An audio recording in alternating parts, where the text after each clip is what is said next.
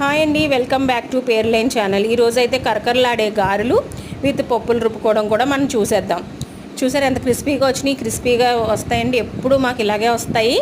So మేము చేసేది ఏంటంటే చూడండి, పప్పులు అయితే ముందు రెడీ చేసుకోవడానికి ముందు పప్పు అయితే ఫస్ట్ గారెల పప్పు అయితే వేసాం. మినప్పప్పు ఒకసారి నానబెట్టేసుకుంటాం మొత్తం 3 ఐట్లకి. నూకు కూడా అప్పుడే నానబెట్టేస్తారు, నైట్ కాదు మార్నింగ్ లేచాక పెడతాం. మినప్పప్పు అయితే నైట్ నానబెట్టుకుంటాం.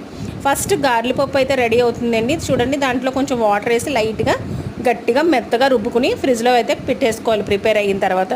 నెక్స్ట్ ఇంకొంచెం పప్పు యాడ్ చేసుకుని వాటర్ వేసుకుని ఇడ్లీ పప్పుకి రుబ్బుకోవాలి. చూసారా ఎలా ఉంది? గారెల పిండి గట్టిగా మెత్తగా ఎంత బాగా చేశారో. ఇవి మనం ఫ్రిడ్జ్లో పెట్టేసుకుని నెక్స్ట్ ప్రాసెస్ ఇడ్లీ పప్పు వేసేసుకుందాం. ఈ పప్పు నలుగుతూ ఉండగా మీరు ఛానల్ సబ్స్క్రైబ్ చేసుకోండి, లైక్ చేసుకోండి, షేర్ చేసుకోండి. ఓకే, ఇది ఇలా అవుతుండగా ఏం చేస్తానంటే టీ అయితే పెట్టేస్తానండి. ఎర్లీ మార్నింగ్ కదా, కొంచెం టీ తాగితే బాగుంటుందని టీ కూడా ప్రిపేర్ చేసేసాను. అది అవుతూ ఉంటుంది ఆ పక్కన. మనకు తెలుసు కదా టీకి ఏం వేస్తామో, అవే వేసేసి పెట్టేశాను. సో ఇడ్లీ పిండి సపరేట్ చేసాము. ఇప్పుడు సపరేట్ చేసిన తర్వాత దోస పప్పు అయితే వేస్తున్నాం. దోసకు వేయాలనుకున్న పప్పు అయితే వేసేస్తున్నాం. ఇందులో మేము ఏమి యాడ్ చేయము, ఉత్తి మినప్పప్పు ఒకటే వేస్తాము.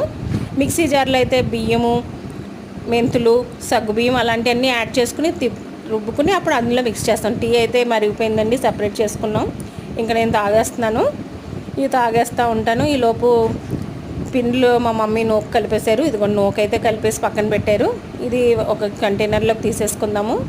మొత్తం 3 పప్పులు అయితే రెడీ అయిపోయింది. దోశ కూడా రెడీ అయిపోయిందండి. ఈ 3 కలిపి ఇంకా హ్యాపీ అండి. ఈ 1 వీక్ మధ్యలో ఏదైనా ఉప్మా కానీ ఏదైనా స్నాక్స్ లాగా తయారు చేసుకుంటాం. ఇదిగో దోశ పిండి, నెక్స్ట్ ఇడ్లీ పిండి.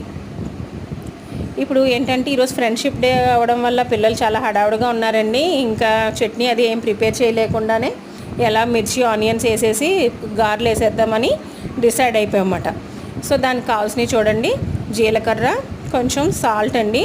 మీకు టేస్ట్ తగ్గట్టు మేము ఎంత క్వాంటిటీ తీసుకున్నా ఆ క్వాంటిటీ సరిపోద్ది మాకు టిఫిన్కి. సో ఈ రోజైతే టిఫిన్ మా అందరికీ ఇదే.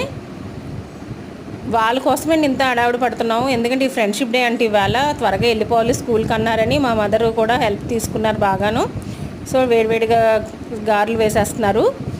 అవి ఉడుకుతున్నాయి, ఉడకటే ఆలోచించట్లేదండి. ఇచ్చేయండి, వెళ్ళిపోవాలి స్కూల్కి అంటున్నారు. వాళ్ళు తింటారో ఏంటో అన్నం అర్థం కూడా లేదు. ఈరోజు అంత కంగారు పడిపోతున్నారు.